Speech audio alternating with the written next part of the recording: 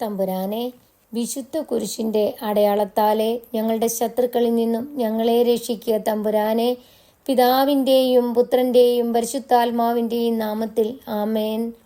ആദ്യം മുതൽ ഉണ്ടായിരുന്നതും ഞങ്ങൾ കേട്ടതും സ്വന്തം കണ്ണുകൊണ്ട് കണ്ടതും സൂക്ഷിച്ചു വീക്ഷിച്ചതും കൈകൊണ്ട് സ്പർശിച്ചതുമായ ജീവന്റെ വചനത്തെപ്പറ്റി ഞങ്ങൾ അറിയിക്കുന്നു. വിശുദ്ധ യോഹന്നാൻ എഴുതിയ 1-ാം ലേഖനത്തിൻ്റെ 1-ാം അധ്യായം 1-ാം തിരുവചനമാണ് നാം ഇപ്പോൾ വായിച്ചു കേട്ടത്. വിശുദ്ധ ലൂക്കാ എഴുതിയ സുവിശേഷം അധ്യായം 13. പശ്ചാത്തപിക്കുന്നില്ലെങ്കിൽ നാശം. ഗലീലക്കാരനായ ഏതാനും പേരുടെ ബലികളിൽ അവരുടെ രക്തം കൂടി പീലാത്തോസ് കലർത്തിയ വിവരം ആ സമയത്ത് അവിടെ ഉണ്ടായിരുന്ന ചിലർ അവനെ അറിയിച്ചു. അവൻ ചോദിച്ചു, ഇവയെല്ലാം അനുഭവിച്ചതുകൊണ്ട് അവർ മറ്റെല്ലാ ഗലീലക്കാരെയേക്കാൾ കൂടുതൽ പാപികളായിരുന്നു എന്ന് നിങ്ങൾ കരുതുന്നുവോ? അല്ല എന്ന് ഞാൻ പറയുന്നു. പശ്ചാത്തപിക്കുന്നില്ലെങ്കിൽ നിങ്ങളെല്ലാവരും അതുപോലെ നശിക്കും. അഥവാ സിലോഹായിൽ ഗോപുരം ഇടിഞ്ഞു വീണ് കൊല്ലപ്പെട്ട ആ 18 പേർ അന്ന് ജെറുസലേമിൽ വസിച്ചിരുന്ന എല്ലാവരെയുംകാൾ കുറ്റക്കാരായിരുന്നു എന്ന് നിങ്ങൾ വിചാരിക്കുന്നുവോ? അല്ല എന്ന് ഞാൻ പറയുന്നു. പശ്ചാത്തപിക്കുന്നില്ലെങ്കിൽ നിങ്ങളെല്ലാവരും അതുപോലെ നശിക്കും. ഫലം തരാത്ത അത്തിവൃക്ഷം. അവൻ ഈ ഉപമ പറഞ്ഞു. ഒരുവൻ മുന്തിരിത്തോട്ടത്തിൽ ഒരു അത്തിവൃക്ഷം നട്ടുപിടിപ്പിച്ചു. അതിൽ പഴമുണ്ടോ എന്ന് നോക്കാൻ അവൻ വന്നു, എന്നാൽ ഒന്നും കണ്ടില്ല. അപ്പോൾ അവൻ കൃഷിക്കാരനോട് പറഞ്ഞു, 3 വർഷമായി ഞാൻ ഈ അത്തിവൃക്ഷത്തിൽ നിന്ന് ഫലം അന്വേഷിച്ചു വരുന്നു, ഒന്നും കാണുന്നില്ല. അത് വെട്ടിക്കളയുക, എന്തിന് നിലം പാഴാക്കണം? കൃഷിക്കാരൻ അവനോട് പറഞ്ഞു, യജമാനനെ, ഈ വർഷം കൂടെ അത് നിൽക്കട്ടെ. ഞാൻ ഇതിൻ്റെ ചുവട് കിളച്ച് വളമിടാം. മേലിൽ അത് ഫലം നൽകിയേക്കാം. ഇല്ലെങ്കിൽ നീ അത് വെട്ടിക്കളഞ്ഞുകൊള്ളുക. കൂനുള്ള സ്ത്രീയെ സുഖപ്പെടുത്തുന്നു. ഒരു സാപത്തിൽ അവരൊരു സിനഗോഗിൽ പഠിപ്പിച്ചു കൊണ്ടിരുന്നു. 18 വർഷമായി ഒരു ആത്മാവ് ബാധിച്ച് രോഗിണിയായി നിവർന്നു നിൽക്കാൻ സാധിക്കാത്ത വിധം കൂനിപ്പോയ ഒരുവൾ അവിടെ ഉണ്ടായിരുന്നു. യേശു അവളെ കണ്ടപ്പോൾ അടുത്തു വിളിച്ചു പറഞ്ഞു, സ്ത്രീയെ, നിന്റെ രോഗത്തിൽ നിന്ന് നീ മോചിക്കപ്പെട്ടിരിക്കുന്നു. അവൻ അവളുടെ മേൽ കൈകൾ വെച്ചു. തൽക്ഷണം അവൾ നിവർന്നു നിൽക്കുകയും ദൈവത്തെ സ്തുതിക്കുകയും ചെയ്തു.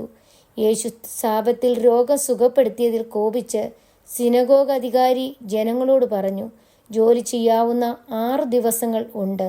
ആ ദിവസങ്ങളിൽ വന്ന് രോഗശാന്തി നേടിക്കൊള്ളുക. സാപത്ത് ദിവസം പാടില്ല. അപ്പോൾ കർത്താവ് പറഞ്ഞു, കപടനാട്യക്കാരെ, നിങ്ങൾ ഓരോരുത്തരും സാപത്തിൽ കാളയെയോ കഴുതയെയോ തൊഴുത്തിൽ നിന്നഴിച്ച് വെള്ളം കുടിപ്പിക്കാൻ കൊണ്ടുപോകുന്നില്ലേ? 18 വർഷം സാത്താൻ ബന്ധിച്ചിരുന്നവളായ അബ്രഹാത്തിന്റെ ഈ മകളെ സാപത്ത് ദിവസം അഴിച്ചുവിടേണ്ടതില്ലെന്നോ? ഇത് കേട്ട് അവൻ്റെ പ്രതിയോഗികളെല്ലാം ലജ്ജിതരായി. എന്നാൽ ജനക്കൂട്ടം മുഴുവൻ അവൻ ചെയ്തിരുന്ന മഹനീയ കൃത്യങ്ങളെക്കുറിച്ച് സന്തോഷിച്ചു. കടുകുമണിയും പുളിമാവും. അവൻ പറഞ്ഞു, ദൈവരാജ്യം എന്തിനോട് സദൃശ്യമാണ്? എന്തിനോട് ഞാൻ അതിനെ ഉപമിക്കും? അത് ഒരുവൻ തൻ്റെ തോട്ടത്തിൽ പാകിയ കടുകുമണിക്ക് സദൃശ്യമാണ്. അത് വളർന്നു മരമായി ആകാശത്തിലെ പക്ഷികൾ അതിൻ്റെ ശാഖകളിൽ ചേക്കേറി. അവൻ വീണ്ടും പറഞ്ഞു, ദൈവരാജ്യത്തെ എന്തിനോടാണ് ഞാൻ ഉപമിക്കേണ്ടത്? ഒരു സ്ത്രീ 3 അളവ് മാവിൽ അത് മുഴുവൻ പുളിക്കുവോളം ചേർത്ത് വെച്ച പുളിപ്പ് പോലെയാണത്. ഇടുങ്ങിയ വാതിൽ. പട്ടണങ്ങളിലും ഗ്രാമങ്ങളിലും പഠിപ്പിച്ചുകൊണ്ട് അവൻ ജെറുസലേമിലേക്ക് യാത്ര ചെയ്യുകയായിരുന്നു. ഒരുവൻ അവനോട് ചോദിച്ചു, കർത്താവെ, രക്ഷ പ്രാപിക്കുന്നവർ ചുരുക്കമാണോ? അവൻ അവരോട് പറഞ്ഞു, ഇടുങ്ങിയ വാതിലൂടെ പ്രവേശിക്കുവാൻ പരിശ്രമിക്കുവിൻ. ഞാൻ നിങ്ങളോട് പറയുന്നു, അനേകം പേർ പ്രവേശിക്കാൻ ശ്രമിക്കും, എന്നാൽ അവർക്ക് സാധിക്കുകയില്ല. വീട്ടുടമസ്ഥൻ എഴുന്നേറ്റ് വാതിലടച്ചു കഴിഞ്ഞാൽ പിന്നെ നിങ്ങൾ പുറത്തു നിന്ന്, കർത്താവെ, ഞങ്ങൾക്ക് തുറന്നു തരണമേ എന്ന് പറഞ്ഞ് വാതിൽക്കൽ മുട്ടാൻ തുടങ്ങും. അപ്പോൾ അവൻ നിങ്ങളോട് പറയും, നിങ്ങൾ എവിടെ നിന്നാണെന്ന് ഞാൻ അറിയുന്നില്ല. അപ്പോൾ നിങ്ങൾ പറയും, നിന്റെ സാന്നിധ്യത്തിൽ ഞങ്ങൾ ഭക്ഷിക്കുകയും പാനം ചെയ്യുകയും ഞങ്ങളുടെ തെരുവുകളിൽ നീ പഠിപ്പിക്കുകയും ചെയ്തിട്ടുണ്ട്. എന്നാൽ അവൻ പറയും, നിങ്ങൾ എവിടെ നിന്നാണെന്ന് ഞാൻ അറിയുന്നില്ല. അനീതി പ്രവർത്തിക്കുന്ന നിങ്ങൾ എന്നിൽ നിന്ന് അകന്നു പോകുവിൻ. അബ്രഹാമും ഇസാക്കും യാക്കോബും സകല പ്രവാചകന്മാരും ദൈവരാജ്യത്തിൽ ഇരിക്കുന്നതായും നിങ്ങൾ പുറന്തള്ളപ്പെടുന്നതായും കാണുമ്പോൾ നിങ്ങൾ വിലപിക്കുകയും പല്ലിറുമുകയും ചെയ്യും. കിഴക്ക് നിന്നും പടിഞ്ഞാറ് നിന്നും വടക്ക് നിന്നും തെക്ക് നിന്നും ജനങ്ങൾ വന്ന് ദൈവരാജ്യത്തിൽ വിരുന്നിനിരിക്കും. അപ്പോൾ മുൻപന്മാരാകുന്ന പിൻപന്മാരും പിൻപന്മാരാകുന്ന മുൻപന്മാരും ഉണ്ടായിരിക്കും. ജെറുസലേമിനെ കുറിച്ചുള്ള വിലാപം. അപ്പോൾ തന്നെ ചില പാരിസേയർ വന്ന് അവനോട് പറഞ്ഞു, ഇവിടെ നിന്ന് പോകുക, ഹെറോദേസ് നിന്നെ കൊല്ലാൻ ഒരുങ്ങുന്നു. അവൻ പറഞ്ഞു, നിങ്ങൾ പോയി ആ കുറുക്കനോട് പറയുവിൻ, ഞാൻ ഇന്നും നാളെയും പിശാചുക്കളെ പുറത്താക്കുകയും രോഗശാന്തി നൽകുകയും ചെയ്യും. 3-ാം ദിവസം എൻ്റെ ദൗത്യം ഞാൻ പൂർത്തിയാക്കിയിരിക്കും. എങ്കിലും ഇന്നും നാളെയും മറ്റന്നാളും ഞാൻ എൻ്റെ യാത്ര തുടരേണ്ടിയിരിക്കുന്നു. എന്തെന്നാൽ ജെറുസലേമിന് പുറത്തു വെച്ച് ഒരു പ്രവാചകൻ നശിക്കുക സാധ്യമല്ല. ജെറുസലേം പ്രവാചകന്മാരെ കൊല്ലുകയും നിന്റെ അടുത്തേക്ക് അയക്കുന്നവരെ കല്ലെറിയുകയും ചെയ്യുന്നവളെ, പിടക്കോഴി കുഞ്ഞുങ്ങളെ ചിറകിൻ കീഴ് ചേർത്ത് നിർത്തുന്നത് പോലെ നിന്റെ സന്താനങ്ങളെ ഒന്നിച്ചു ചേർക്കുന്നതിന് ഞാൻ എത്രയോ പ്രാവശ്യം ആഗ്രഹിച്ചു. പക്ഷേ നിങ്ങൾ സമ്മതിച്ചില്ല.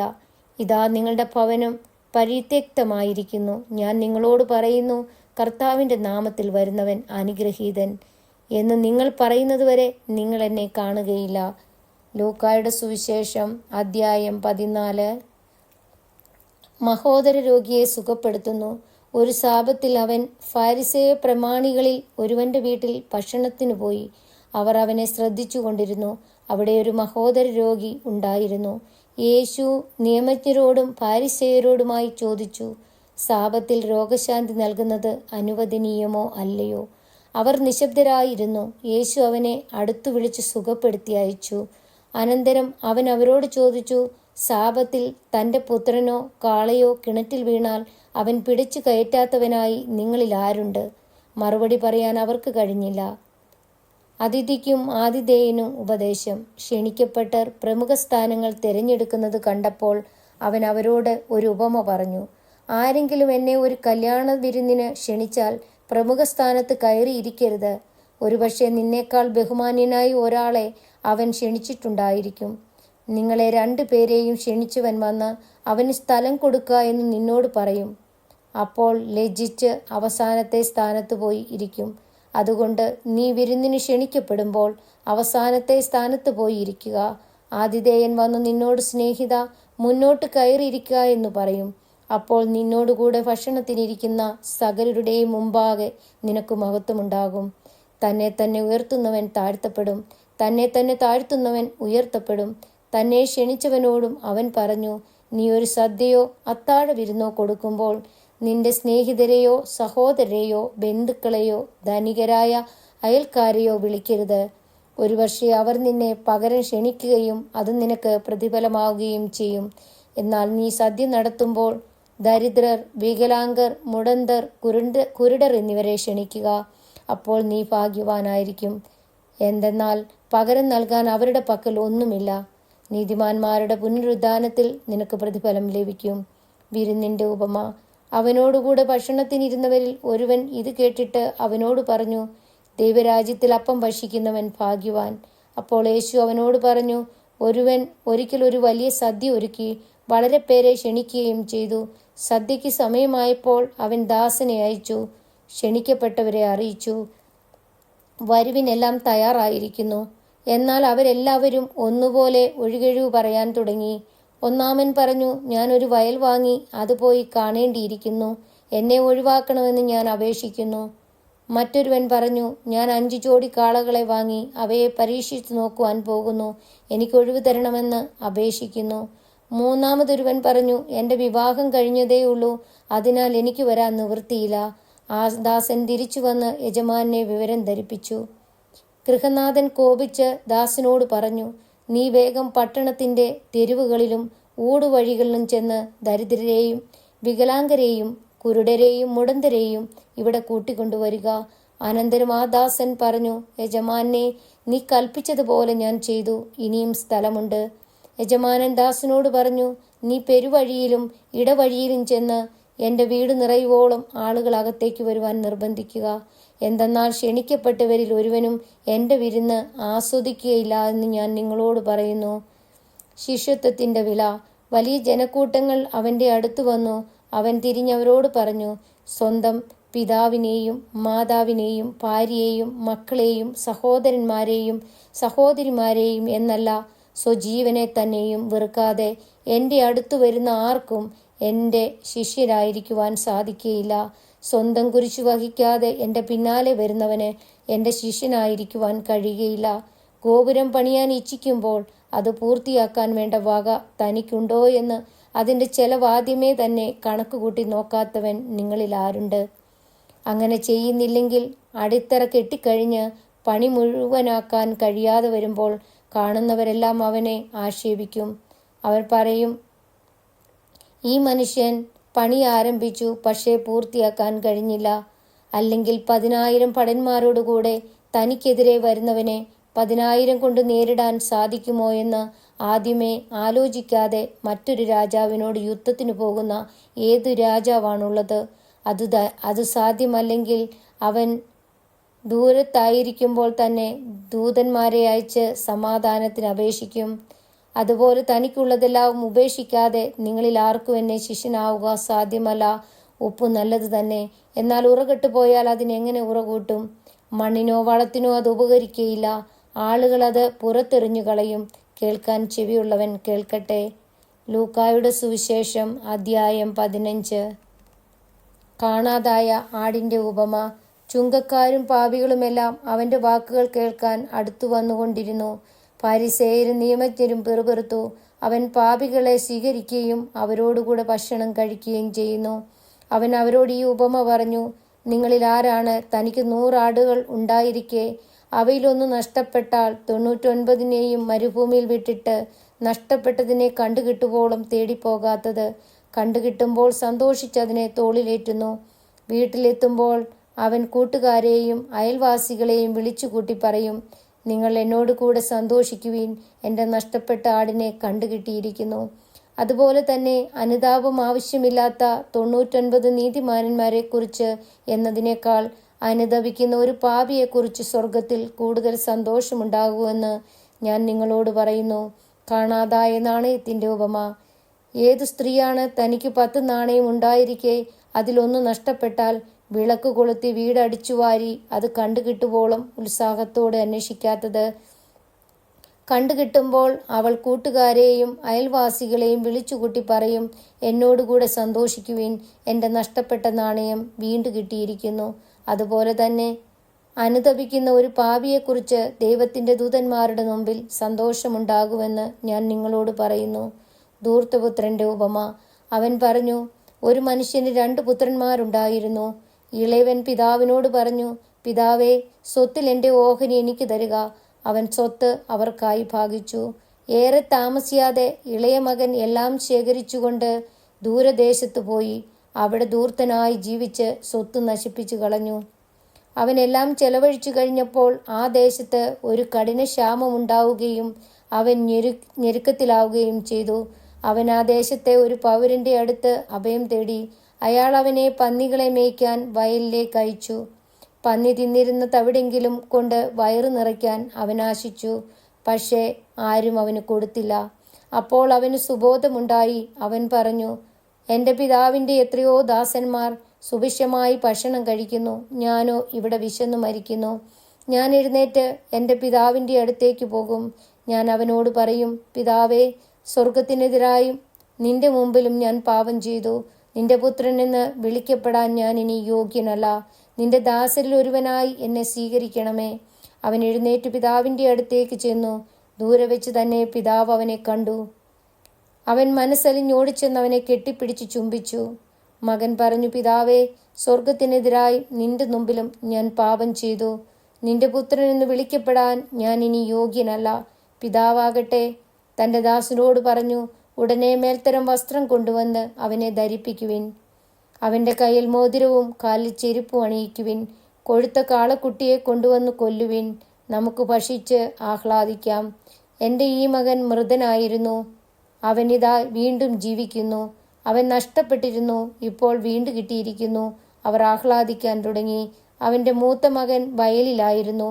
അവൻ തിരിച്ചു വരുമ്പോൾ വീടിനടുത്ത് വെച്ച് സംഗീതത്തിൻ്റെയും നൃത്തത്തിൻ്റെയും ശബ്ദം കേട്ടു. അവനൊരു വേലക്കാരനെ വിളിച്ച് കാര്യം തിരക്കി. വേലക്കാരൻ പറഞ്ഞു, നിന്റെ സഹോദരൻ തിരിച്ചു വന്നിരിക്കുന്നു. അവനെ സസുഖം തിരിച്ചു കിട്ടിയതുകൊണ്ട് നിന്റെ പിതാവ് കൊഴുത്ത കാളക്കുട്ടിയെ കൊന്നിരിക്കുന്നു. അവൻ കോപിച്ച് അകത്തു കയറാൻ വിസമ്മതിച്ചു. പിതാവ് പുറത്തു വന്ന് അവനോട് സ്വാന്തനങ്ങൾ പറഞ്ഞു. എന്നാൽ അവൻ പിതാവിനോട് പറഞ്ഞു, നോക്കൂ, എത്ര വർഷമായി ഞാൻ നിനക്ക് ദാസ്യവേല ചെയ്യുന്നു. ഒരിക്കലും നിന്റെ കൽപ്പന ഞാൻ ലംഘിച്ചിട്ടില്ല. എങ്കിലും എൻ്റെ കൂട്ടുകാരോടൊത്ത് ആഹ്ലാദിക്കാൻ ഒരു ആട്ടിൻകുട്ടിയെപ്പോലും നീ എനിക്ക് തന്നില്ല. എന്നാൽ വേശ്യകളോട് കൂട്ടുചേർന്ന് നിന്റെ സ്വത്തെല്ലാം ദൂർത്തടിച്ച് നിന്റെ ഈ മകൻ തിരിച്ചു വന്നപ്പോൾ അവനു വേണ്ടി നീ കൊഴുത്ത കാളയെ കൊന്നിരിക്കുന്നു. അപ്പോൾ പിതാവ് പറഞ്ഞു, മകനെ, നീ എപ്പോഴും എന്നോടുകൂടെ ഉണ്ടല്ലോ. എനിക്കുള്ളതെല്ലാം നിന്റേതാണ്. ഇപ്പോൾ നമ്മൾ ആനന്ദിക്കുകയും ആഹ്ലാദിക്കുകയും വേണം. എന്തെന്നാൽ നിന്റെ ഈ സഹോദരൻ മൃതനായിരുന്നു, അവൻ ഇപ്പോൾ ജീവിക്കുന്നു. നഷ്ടപ്പെട്ടിരുന്നു, ഇപ്പോൾ കണ്ടുകിട്ടിയിരിക്കുന്നു. ലൂക്കായുടെ സുവിശേഷം അധ്യായം 16. അവിശ്വസ്തനായ കാര്യസ്ഥൻ. യേശു ശിഷ്യരോട് പറഞ്ഞു, ഒരു ധനവാന് ഒരു കാര്യസ്ഥനുണ്ടായിരുന്നു. അവൻ സ്വത്ത് ദുർവ്യയം ചെയ്യുന്നുവെന്ന് യജമാനന് പരാതി ലഭിച്ചു. യജമാനൻ അവനെ വിളിച്ചു ചോദിച്ചു, നിന്നെപ്പറ്റി ഞാൻ കേൾക്കുന്നത് എന്താണ്? നിന്റെ കാര്യസ്ഥതയുടെ കണക്ക് ബോധിപ്പിക്കുക. മേലിൽ നീ കാര്യസ്ഥനായിരിക്കാൻ പാടില്ല. ആ കാര്യസ്ഥൻ ആത്മഗതം ചെയ്തു, യജമാനൻ കാര്യസ്ഥത എന്നിൽ നിന്ന് എടുത്തു കളയുന്നതിനാൽ ഞാൻ ഇനി എന്തു ചെയ്യും? കിളയ്ക്കാൻ എനിക്ക് ശക്തിയില്ല, ഭിക്ഷയാചിക്കാൻ ലജ്ജ തോന്നുന്നു. എന്നാൽ യജമാനന്റെ കാര്യസ്ഥത എന്നിൽ നിന്ന് എടുത്തു കളയുമ്പോൾ ആളുകൾ തങ്ങളുടെ വീടുകളിൽ എന്നെ സ്വീകരിക്കേണ്ടതിന് എന്തു ചെയ്യണമെന്ന് എനിക്കറിയാം. യജമാനനിൽ നിന്ന് കടം വാങ്ങിയവർ ഓരോരുത്തരെ അവൻ വിളിച്ചു. ഒന്നാമനോട് അവൻ ചോദിച്ചു, നീ എൻ്റെ യജമാനന് എന്തു കൊടുക്കാനുണ്ട്? അവൻ പറഞ്ഞു, 100 ബത്ത് എണ്ണ. അവൻ പറഞ്ഞു, ഇതാ നിന്റെ പ്രമാണം, എടുത്ത് 50 ബത്ത് എന്ന് തിരുത്തി എഴുതുക. അനന്തരം അവൻ മറ്റൊരുവനോട് ചോദിച്ചു, നീ എന്ത് കടപ്പെട്ടിരിക്കുന്നു? അവൻ പറഞ്ഞു, 100 കോർ ഗോതമ്പ്. അവൻ പറഞ്ഞു, നിന്റെ പ്രമാണം എടുത്ത് 80 കോറെന്ന് തിരുത്തി എഴുതുക. കൗശലപൂർവ്വം പ്രവർത്തിച്ചതിനാൽ നീതിരഹിതനായ കാര്യസ്ഥനെ യജമാനൻ പ്രശംസിച്ചു. എന്തെന്നാൽ ഈ യുഗത്തിന്റെ മക്കൾ തങ്ങളുടെ തലമുറയിൽ വെളിച്ചത്തിന്റെ മക്കളെക്കാൾ ബുദ്ധിശാലികളാണ്. ഞാൻ നിങ്ങളോട് പറയുന്നു, അധാർമിക സമ്പത്ത് കൊണ്ട് നിങ്ങൾക്കായി സ്നേഹിതനെ സമ്പാദിച്ചുകൊള്ളുവീൻ. അത് നിങ്ങളെ കൈവെടിയുമ്പോൾ അവർ നിങ്ങളെ നിത്യകൂടാരങ്ങളിൽ സ്വീകരിക്കും. ചെറിയ കാര്യത്തിൽ വിശ്വസ്തൻ വലിയ കാര്യത്തിലും വിശ്വസ്തനായിരിക്കും. ചെറിയ കാര്യത്തിൽ അവിശ്വസ്തൻ വലിയ കാര്യത്തിലും അവിശ്വസ്തനായിരിക്കും. അധാർമിക സമ്പത്തിന്റെ കാര്യത്തിൽ വിശ്വസ്തരായിരിക്കുന്നില്ലെങ്കിൽ യഥാർത്ഥ ധനം ആര് നിങ്ങളെ ഏൽപ്പിക്കും? മറ്റൊരുവന്റെ കാര്യത്തിൽ നിങ്ങൾ അവിശ്വസ്തരല്ലെങ്കിൽ നിങ്ങൾക്ക് സ്വന്തമായവ ആര് നിങ്ങൾക്ക് തരും? ഒരു ഭൃത്യന് 2 യജമാനന്മാരെ സേവിക്കുവാൻ സാധിക്കുകയില്ല. ഒന്നുകിൽ അവൻ ഒരുവനെ ദ്വേഷിക്കുകയും മറ്റൊരുവനെ സ്നേഹിക്കുകയും ചെയ്യും, അല്ലെങ്കിൽ ഒരുവനോട് ഭക്തി കാണിക്കുകയും മറ്റവനെ നിന്ദിക്കുകയും ചെയ്യും. ദൈവത്തെയും ധനത്തെയും ഒന്നിച്ചു സേവിക്കാൻ നിങ്ങൾക്ക് കഴിയുകയില്ല. പണക്കൊതിയരായ ഫരിസേയർ ഇതെല്ലാം കേട്ടപ്പോൾ അവനെ പുച്ഛിച്ചു. അവൻ അവരോട് പറഞ്ഞു, മനുഷ്യരുടെ മുമ്പിൽ നിങ്ങൾ നിങ്ങളെ തന്നെ നീതീകരിക്കുന്നു, എന്നാൽ ദൈവം നിങ്ങളുടെ ഹൃദയങ്ങളെ അറിയുന്നു. മനുഷ്യർക്ക് ഉത്കൃഷ്ടമായത് ദൈവദൃഷ്ടിയിൽ നികൃഷ്ടമാണ്. നിയമവും പ്രവാചകന്മാരും യോഹന്നാൻ വരെ ആയിരുന്നു. അതിനുശേഷം ദൈവരാജ്യത്തിന്റെ സുവിശേഷം പ്രസംഗിക്കപ്പെടുന്നു. എല്ലാവരും ബലം പ്രയോഗിച്ച് അതിൽ പ്രവേശിക്കുന്നു. നിയമത്തിലെ ഒരു പുള്ളിയെങ്കിലും അസാധുവാകുന്നതിനേക്കാൾ എളുപ്പം ആകാശവും ഭൂമിയും അപ്രത്യക്ഷമാകുന്നതാണ്. ഭാര്യയെ ഉപേക്ഷിച്ച് മറ്റൊരുവളെ വിവാഹം ചെയ്യുന്നവൻ വ്യഭിചാരം ചെയ്യുന്നു. ഭർത്താവ് ഉപേക്ഷിച്ചവളെ വിവാഹം ചെയ്യുന്നവനും വ്യഭിചാരം ചെയ്യുന്നു. ധനവാനും ലാസറും. ഒരു ധനവാൻ ഉണ്ടായിരുന്നു. അവൻ ചെമന്ന പട്ടും മൃദുല വസ്ത്രങ്ങളും ധരിക്കുകയും എന്നും സുഭിക്ഷമായി ഭക്ഷിച്ച് ആനന്ദിക്കുകയും ചെയ്തിരുന്നു. അവന്റെ പടിവാതിൽക്കൽ ലാസർ എന്നൊരു ദരിദ്രൻ കിടന്നിരുന്നു. അവന്റെ ശരീരം വ്രണങ്ങൾ കൊണ്ട് നിറഞ്ഞിരുന്നു. ധനവാന്റെ മേശയിൽ നിന്ന് വീണിരുന്നവ കൊണ്ട് വിശപ്പടക്കാൻ അവൻ ആഗ്രഹിച്ചു. നായ്ക്കൾ വന്ന് അവന്റെ വ്രണങ്ങൾ നക്കിയിരുന്നു. ആ ദരിദ്രൻ മരിച്ചു. ദൈവദൂതന്മാർ അവനെ അബ്രഹാത്തിന്റെ മടിയിലേക്ക് സംവഹിച്ചു. ആ ധനികനും മരിച്ച് അടക്കപ്പെട്ടു. അവൻ നരകത്തിൽ പീഡിപ്പിക്കപ്പെടുമ്പോൾ കണ്ണുകൾ ഉയർത്തി നോക്കി. ദൂരെ അബ്രഹാത്തെയും അവന്റെ മടിയിൽ ലാസറിനെയും കണ്ടു. അവൻ വിളിച്ചു പറഞ്ഞു, പിതാവായ അബ്രഹാമേ, എന്നിൽ കനിയണമേ. തൻ്റെ വിരൽത്തുമ്പ് വെള്ളത്തിൽ മുക്കി എൻ്റെ നാവ് തണുപ്പിക്കാനായി ലാസറിനെ അയക്കണമേ. ഞാൻ ഈ അഗ്നിജ്വാലയിൽ കിടന്ന് യാതന അനുഭവിക്കുന്നു. അബ്രഹാം പറഞ്ഞു, മകനെ, നീ ഓർമ്മിക്കുക, നിനക്ക് ജീവിതകാലത്ത് എല്ലാ സുഖ സൗകര്യങ്ങളും ലഭിച്ചിരുന്നു. ലാസറിനോ കഷ്ടതകളും. ഇപ്പോൾ അവൻ ഇവിടെ ആനന്ദിക്കുകയും നീ വേദന അനുഭവിക്കുകയും ചെയ്യുന്നു. കൂടാതെ ഞങ്ങൾക്കും നിങ്ങൾക്കും മധ്യേ ഒരു വലിയ ഗർത്തവും സ്ഥാപിക്കപ്പെട്ടിരിക്കുന്നു. ഇവിടെ നിന്ന് നിങ്ങളുടെ അടുത്തേക്കോ അവിടെ നിന്ന് ഞങ്ങളുടെ അടുത്തേക്കോ വരാൻ ആഗ്രഹിക്കുന്നവർക്ക് അത് സാധിക്കുകയില്ല. അപ്പോൾ അവൻ പറഞ്ഞു, പിതാവേ, അങ്ങനെയെങ്കിൽ ലാസറിനെ എൻ്റെ പിതൃഭവനത്തിലേക്ക് അയക്കണമേ എന്ന് ഞാൻ അപേക്ഷിക്കുന്നു. എനിക്ക് 5 സഹോദരന്മാരുണ്ട്. അവരും പീഡകളുടെ ഈ സ്ഥലത്ത് വരാതിരിക്കേണ്ടതിന് അവൻ അവർക്ക് സാക്ഷ്യം നൽകട്ടെ. അബ്രഹാം പറഞ്ഞു, അവർക്കും മോശയും പ്രവാചകന്മാരും ഉണ്ടല്ലോ, അവരുടെ വാക്ക് കേൾക്കട്ടെ. ധനവാൻ പറഞ്ഞു, പിതാവായ അബ്രഹാമേ, അങ്ങനെയല്ല, മരിച്ചവരിൽ ഒരുവൻ ചെന്ന് പറഞ്ഞാൽ അവർ അനുതപിക്കും. അബ്രഹാം അവനോട് പറഞ്ഞു, മോശയും പ്രവാചകന്മാരും പറയുന്നത് അവർ കേൾക്കുന്നില്ലെങ്കിൽ മരിച്ചവരിൽ നിന്ന് ഒരുവൻ ഉയർത്താലും അവർക്ക് ബോധ്യമാവുകയില്ല. നമ്മുടെ കർത്താവായ മിശിഹായ്ക്ക് സ്തുതി. സ്വർഗസ്നായ ഞങ്ങളുടെ പിതാവേ, അങ്ങയുടെ നാമം പൂജിതമാകണമേ, അങ്ങയുടെ രാജ്യം വരണമേ, അങ്ങയുടെ തിരുമനസ് സ്വർഗത്തിലെ പോലെ ഭൂമിയിലും ആകണമേ. അന്നു വേണ്ടുന്ന ആഹാരം ഇന്ന് ഞങ്ങൾക്ക് തരണമേ. ഞങ്ങളോട് തെറ്റ് ചെയ്യുന്നവരോട് ഞങ്ങൾ ക്ഷമിച്ചിരിക്കുന്നത് പോലെ ഞങ്ങളുടെ തെറ്റുകൾ ഞങ്ങളോട് ക്ഷമിക്കണമേ. ഞങ്ങളെ പ്രലോഭനത്തിൽ വിടാനിടയാക്കരുതേ, ദുഷ്ടാരൂപി ഞങ്ങളെ രക്ഷിക്കണമേ. നന്മ നിറഞ്ഞ മറിയമേ, സുസ്ഥി, കർത്താവ് അങ്ങയോടുകൂടെ സ്ത്രീകളിൽ അങ്ങ് അനുഗ്രഹിക്കപ്പെട്ടവളാകുന്നു. അങ്ങയുടെ ഉദരത്തിൻ ഫലമായി ഈശോ അനുഗ്രഹിക്കപ്പെട്ടവനാകുന്നു. പരിശുദ്ധ മറിയമേ, തമ്പുരാന്റെ അമ്മേ, പാപികളായ ഞങ്ങൾക്ക് വേണ്ടി ഇപ്പോഴും ഞങ്ങളുടെ മരണസമയത്തും തമ്പുരാനോട് അപേക്ഷിക്കണമേ. പിതാവിനും പുത്രനും പരിശുദ്ധാത്മാവിനും സ്തുതി, ആദിയിലെ പോലെ ഇപ്പോഴും എപ്പോഴും എന്നേക്കും. ആമേൻ.